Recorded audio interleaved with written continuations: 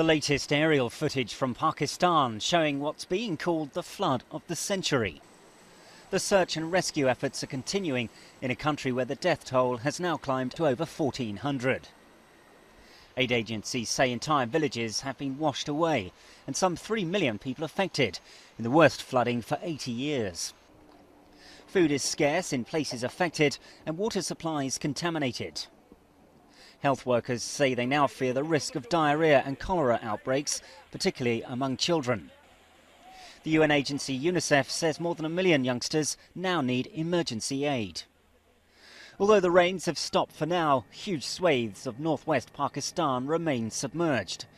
Despite the massive relief effort, there's been criticism of the government response in some areas, with complaints help has been slow to arrive.